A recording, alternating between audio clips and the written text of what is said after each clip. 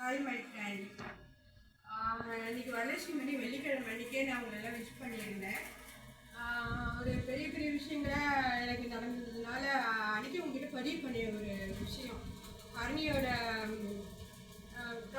ப்ராப்ளம்னால அண்ணாச்சலுக்கு போய் ஸ்டேஷன் போனேன்னு சொல்லிட்டு அப்புறம் எனக்கு அன்றைக்கி வரலட்சுமி பூஜையை முடிச்சுட்டு சாப்பிடாமே போனோம். அதுவும் உங்களுக்கு பதிவு பண்ணியிருக்கேன். ஒரு ஹோட்டல் சாப்பிடுவேன் ஆனந்தாவோட சாப்பிட்டு அப்புறம் வீட்டுக்கு வந்தால் எனக்கு 100லேருந்து ஃபோன் பண்ணுறாங்க.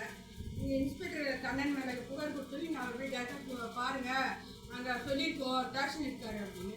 மணி கரெக்டாக 7 மணி. வீட்டுக்கு அத்தனை ஃப்ரெண்ட்ஸ் ஒரு அழைச்சிருந்தேன். அங்கே போனால் நிறையா ஃபோன்ஸ் வந்துட்டுருக்கு. சுமதி நான் வீட்டுக்கு வந்துட்டோன்னு நான் இது மாதிரி நிகழ்ச்சிங்க இருக்கேன் அப்படின்னு சொல்லிட்டேன்.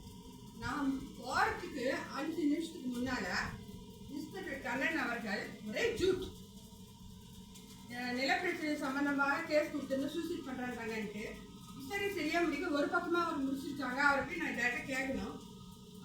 100 மூலம் நம்ம ஒரு எவ்வளோ பெரிய ஆஃபீஸராக இருந்தாலும் பதிவு பண்ணலாம், அவங்களுக்கு கம்மிங் கொடுக்கணும். 5 நிமிஷம் தாங்க ஒரே ஓடி போயிட்டாரு. எங்கள் மேலே ஹரணி ஹரணிக்கு ஃபோன் பண்ணி எங்கள் அம்மாவுக்கு உடம்பு சரியில்லை அப்படின்லாம் பதிவு பண்ணி எங்கள் அம்மா சீக்கிரம் விசாரணைக்கு அனுப்புங்கன்னு சொல்லியும் 9:30 மணிக்கு அதை வெயிட் பண்ணிட்டு இருக்கேன்.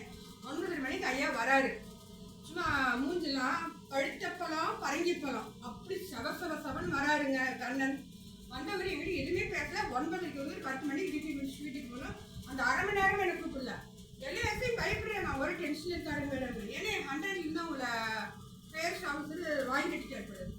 நான் வெளியே வர டைமில் போனேன். கத்துறாரு என்கிட்ட செய்யிக்கலாம் அவங்க கோர்ஸை பார்த்துட்டு சொல்லுங்கள், நான் அப்படியே முடிச்சு கொடுத்துருக்கேன். நான் கேட்குறேன், நீங்கள் பதில் சொல்லுங்கள் சார்.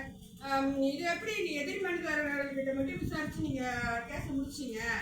என்னோட இதை நீங்கள் விஷயம் என்கிட்ட கேட்டுருக்கணும்ல. அப்படின்னா அதெல்லாம் காரணம் காட்டாதீங்க, இப்படியும் முடிக்கணும். நாங்கள் இப்போ கவர்மெண்ட்டை பண்ண பெட்டிஷன் அது நாங்கள் ஃபார்வர்டு பண்ணிட்டோம். மூச்சு என்னை பார்க்கவே இல்லைங்க. மூச்சை பார்க்காமையே ஓடுறாரு.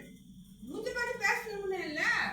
அப்புறம் நான் மறுநாள் ஒரு லெட்டர் போட்டேன். எனக்கு இதே பிரச்சனை இருக்குது, உடம்பு சரியில்லை, 11 நாள் வேதனைப்படுறேன். ஒரு சைக்கோ இன்ஸ்பெக்டர் எங்களுக்கு தேவையே இல்லை. சரவணன் ஒரு இன்ஸ்பெக்டர் இருந்தார், பழைய இன்ஸ்பெக்டர், ரொம்ப நல்ல மாதிரிங்க. இந்த ஹெல்த்தை பார்த்துட்டே அவர் கண்டுபிடிச்சார். உடனே எனக்கு வாட்டர் பாட்டில் கொடுத்து ஜிபே கொண்டு எங்கள் வீட்டில் விட சொன்னார். எனக்கு அது மாதிரி இன்ஸ்பெக்டர் எங்களுக்கு தேவை. நான் மொத்தத்தில் நான் நிறைய போலீஸ் கேஸில் அட்டென்ட் பண்ணியிருக்கேன். எனக்கு ஹோம் மினிஸ்டர் பாதுகாப்பு கொடுத்த காலகட்டங்கள். ஏன் அப்படின்னா நான் ஒரு சமூக ஆர்வலர். நான் வெளியே இதெல்லாம் சொல்ல விரும்பலை. விபச்சார கேஸுங்க, அதெல்லாம் உலகத்தில் நடந்தது, அது யாரும் சொல்ல மாட்டேன். விபச்சார கேஸு, கொலை கேஸு, கஞ்சா கேஸு, இதே மடிப்பாக்க உள்ளகத்தில் நடந்த கேஸை பலரையும் மாட்டி விட்டுருக்கேன். ஆனால் எனக்கு எந்த பிரச்சனையும் வரலை. இதெல்லாம் இவங்க என்ன பண்ணிட்டாங்கன்னா, இன்ஸ்பெக்டர் தேவராஜ் காலத்தில் பல விஷயங்கள் நான் பார்த்து பேசியிருக்கேன். நிறைய எஸ்ஐ நல்லா பழக்கம் எல்லாரும். அப்போ அங்கிருந்த சில எஸ்ஐ உங்கள் சகோதரர் பன்னீர்செல்வத்துக்கிட்டே நான் சொல்கிறேன், நீங்கள் அப்போ தான் கொஞ்சம் கோவத்தை குறைப்பீங்க.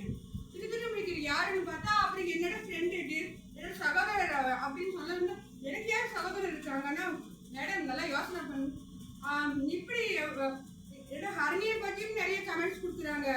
வீடு எங்கேன்னு தெரியுது. ஹரணி டால், அந்த பொண்ணு டாலாக இருப்பா, நல்லா ஹைட்டு, நல்லா படிக்கிறா, ப்ரைவேட்டாக படிச்சுட்டு இன்னைக்கு அவ்வளோ நல்லா ஒர்க் பண்ணிக்கிட்டு இருக்கு. ரொம்ப அமைதியான பொண்ணுலாம் சொல்கிறாங்க. எனக்கு ஒன்றுமே புரியலைங்க. ஒரு வக்கீல் கிட்ட கூட்டிகிட்டு போகிறா. அந்த மஞ்சுங்கிற அந்த வக்கீல் ஹரணி அவ்வளோ வரவேற்பு. உங்கள் கேஸை நான் ஃப்ரீயாகவே எடுத்து நடக்கிற அளவுக்கு அவங்க வராங்க. எனக்கு அது மாதிரி தேவையில்லைங்க. ஒரு அசிங்கம் அது ஒரு இனாமாக போகிறது. அடுத்தது பார்த்தீங்கன்னா அவளுக்கு டென்டல் டாக்டர்ஸ் எல்லாம் அங்கே கோர்ட்டில் நல்லா பழக்கம் இருக்காங்க. அங்கெல்லாம் பல்லு பிரச்சனைன்னு போனால் அந்த டாக்டர் என்ன பண்ணுவாங்க, ஒரு அசிஸ்டன்ட் டாக்டரை பாதுகாப்பாக அனுப்புவாங்களாம். இது எல்லாருக்குமே கிடைக்குன்னு தெரியாது எனக்கு. அப்புறம் இஎன்டி டாக்டர் போனால் அவங்க ஹரணி நானே போனேன், ஹரணி வான்னு ஃபீஸ் கூட வாங்க மாட்டேங்கிறாரு. அப்புறம் அவளுக்கு நான் வெளியிலே சில இதெல்லாம் சொல்லக்கூடாது. பெரிய பெரிய ஹையஸ்ட் ஆஃபீஸரும் அவளுக்கு போலீஸ் ஆஃபீஸரும் ஃப்ரெண்ட்ஸ் இருக்காங்க. நாங்கள் வெளியே காட்டலை.